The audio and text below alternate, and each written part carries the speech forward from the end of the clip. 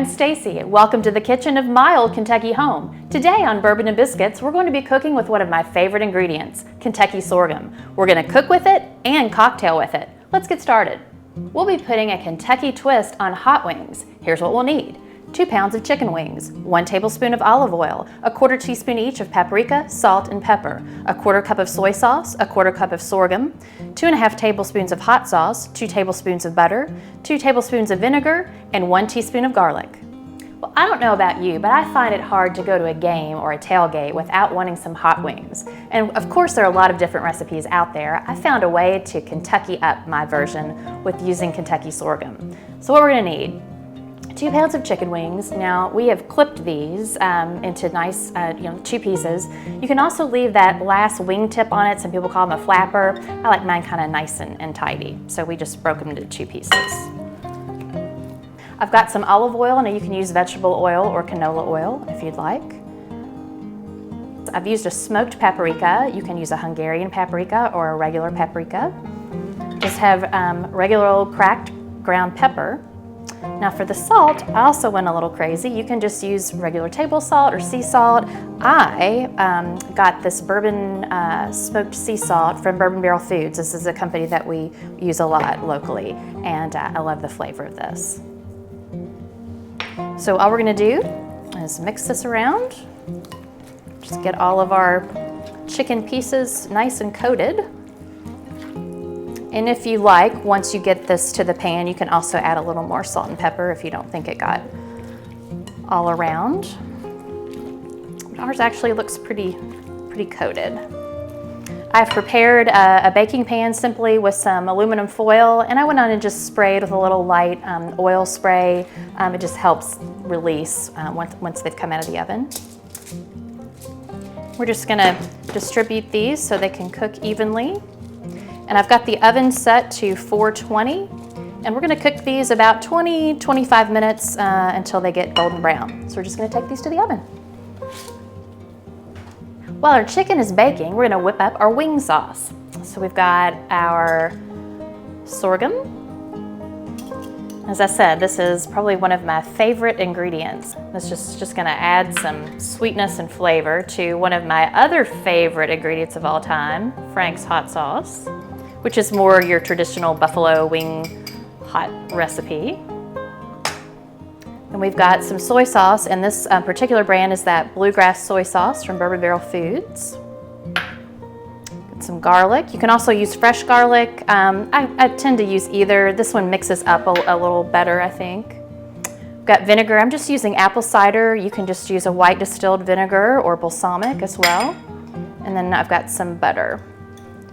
And we're just gonna bring this to a simmer, and we're just going to cook this down till it reduces by about half. We are ready for the final step of our hot wings recipe. We've just taken them out of the oven. They became a nice golden brown. Some people fry these, but this is perhaps a little healthier, well, at least until we put our butter sorghum sauce on them. And that's all we're gonna do. We've reduced this to about half of its original makeup. It's a nice kind of, can coat like the back of a spoon. I'm just gonna pour that all over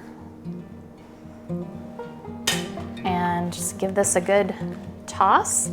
So you might be wondering, if you're not from these parts, what even is sorghum? And sorghum, in this sense, you saw it used much like a syrup. A lot of people confuse it with like a blackstrap molasses, which it is very similar to that.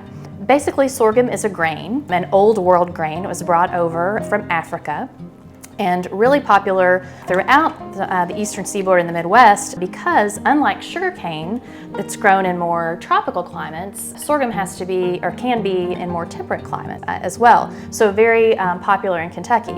It grew extremely popular during the Civil War when the North had its supply of sugarcane cut off, so people began using sorghum much more as a substitute. Now it does come in cane form, so it has to be harvested and boiled down just to be used as syrup. It cannot crystallize like white table sugar.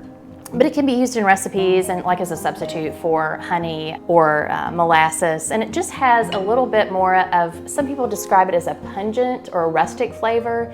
In more culinary terms, you might call it umami. I like that deeper flavor that it has.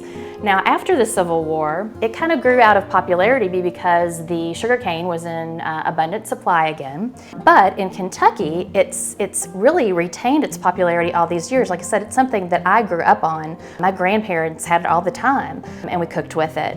And that was perhaps because of a couple reasons. One is that it was still very cheap to come by. You could harvest it and grow it, and it became very popular still, and to this day, in the mountainous Appalachian region. Nowadays, sorghum is making a comeback, not only in southern recipes, but also because of the grain itself. It is gluten-free. So a lot of people, you're seeing it being used in salads and as a side dish, not as the syrup, but as the actual grain. So here are chicken wings, but now we're gonna go see what Jessica's gonna cook up using sorghum in a cocktail. Today we're gonna make a cocktail called the Bitter Southerner No. 1. I got this cocktail recipe from a modern Southern blog called The Bitter Southerner. This is part of a cocktail series that they're doing with some of their favorite bartenders. This bartender's name is Jerry Slater, and he's Atlanta-based, but he actually spent 7 years behind the bar at Louisville's historic Seelbach Hotel.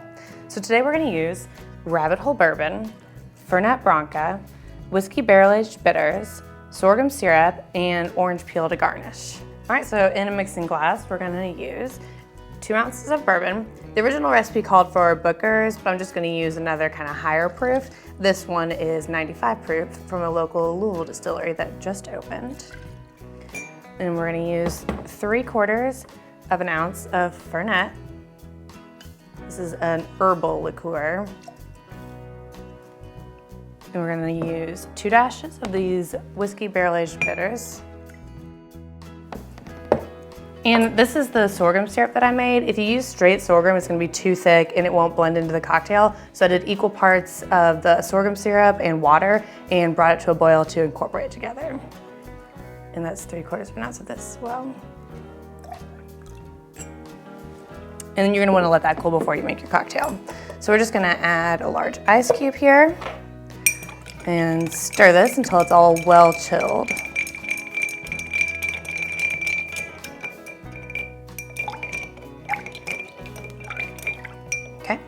And then we're just gonna strain this into our coupe glass. You could use a martini glass also.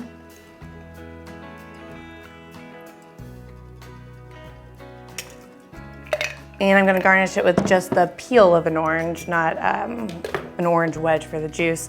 I just wanna get those kind of essential oils off there to add a little bit of fragrance.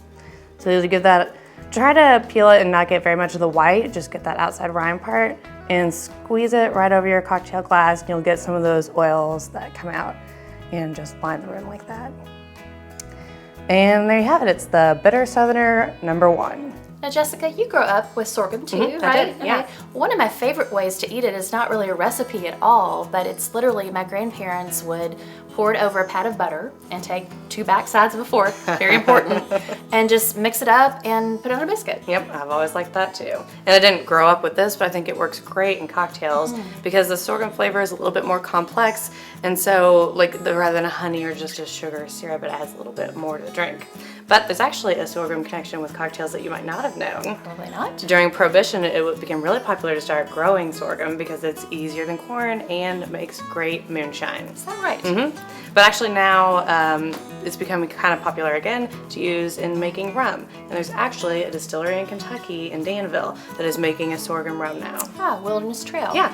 Well, we can check that out on my next center tailgate with my children. They're in college, which leads me to this.